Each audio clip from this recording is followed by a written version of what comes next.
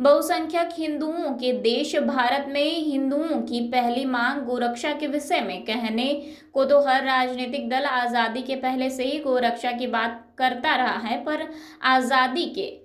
78 वर्ष बीत जाने पर भी इस विषय में कोई केंद्रीय कानून नहीं बन सका, क्योंकि असल में कोई स्थापित दल ये चाहता ही नहीं था। यह राजनीतिक इच्छा शक्ति का अभाव ही है जो भारत के संविधान की धारा 48 में गोहत्या को प्रतिबंधित करने का प्रयास करने के लिए कहे जाने और भारत की बहुमत आबादी द्वारा निरंतर गौरक्षा की मांग किए जाने के बाद भी आज 78 साल बाद तक भी देश में गौरक्षा कानून नहीं बनाया जा सका है। यह उद्गार जगतगुरु शंकराचार्य स्वामी श्री अविमुक्तेश्वरानंद सरस्वती 1008 ने आज काशी के केदार घाट स्थित विद्यामठ में मीडिया को संबोधित करते हुए व्यक्त किए। उन्होंने आगे कहा कि लंबे समय से गौ प्रतिष्ठा आंदोलन चलाने के बाद उन्होंने समग्र आस्तिक हिंदू समाज की ओर से प्रयाग महाकुंभ की समाप्ति पर 33 दिनों के अंदर भारत के हर स्थापित राजनैतिक दल से गोमाता के बारे में अपने विचार स्पष्ट करने के लिए कहा गया।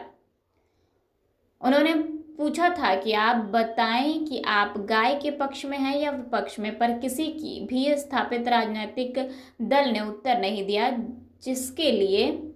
17 मार्च को रामलीला मैदान में दिन भर का प्रतीक्षा कार्यक्रम भी रद्द कर दिया गया और राजनीतिक दलों के कार्यकाल के दरवाजे पर जाकर पूछने पर भी किसी ने उत्तर नहीं दिया। ध्यातव्य है कि यह इतिहास का पहला अवसर था जब किसी शंकराचार्य ने राजनीतिक दलों के दरवाजे पर जाकर पूछा हो कि गाय के साथ खड़े हो या विरोध में, पर किसी भी राजनीतिक दल ने उत्तर नहीं दिया। भारतीय जनता पार्टी ने तो उन्हें पहले कार्यालय के सामने जाने से भी बैरिकेडिंग कर पुलिस बल द्वारा रोक दिया और उनके कार्यक्रम की मिली हुई अनुमति भी रद्द कर दी। परमाराध्य शंकराचार्य ने बताया कि उन्होंने पहले ही कह दिया था कि हमें गाय के बारे में स्पष्ट उत्तर चाहिए। बताओ कि आप हमारी गोमाता को सम्मान देकर भाई बनते हो कि उन्हें मारते मरवाते रहकर कसाई के रूप में चिन्हित होना चाहते हैं।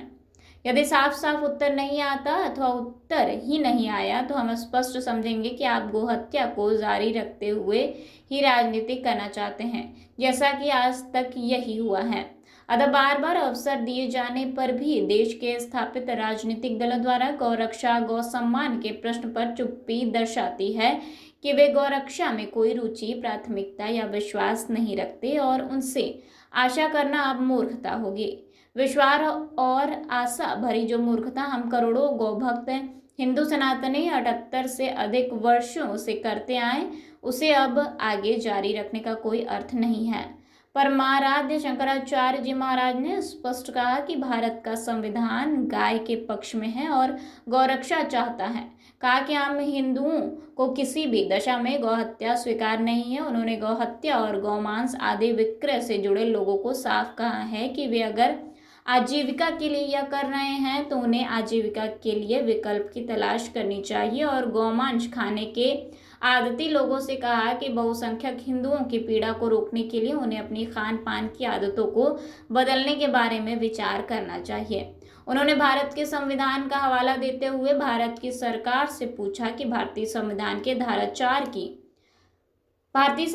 भाग 4 की धारा 48 में राज्य के नीति निदेशक तत्वों के अंतर्गत गायों और बछड़ों को संरक्षित करने और उनके वध को प्रतिबंधित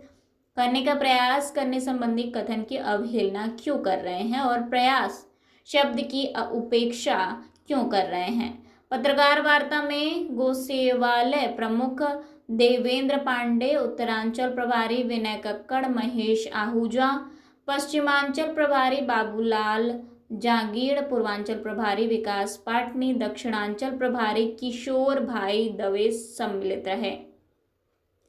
इस कार्यक्रम में डॉक्टर गार्गी पंडित, गो प्रतिष्ठानंद, स्तनु पुरुषानंद ब्रह्मचारी, हर्ष मिश्रा, महेंद्र भार्गव, दीपू रैना, राजीव झा, डॉक्टर शशिकांत यादव, साध्वी आदित्यबा, डॉक्टर जितेंद्र भट्ट, नरेंद्र चतुर्वेदी, शिवजी परमार, गोपाल दास, पीयूष तिवारी, नरोत्तम पारीख, आशुतोष गर्ग, दीपक शर्मा, राहुल साहू, महंत राजराजेश्वरी देवी, उषा चौधरी, सुनील ठाकुर, राकेश कुमार केसरी, सचिन द्विवेदी, मालचंद शर्मा, राहुल शर्मा,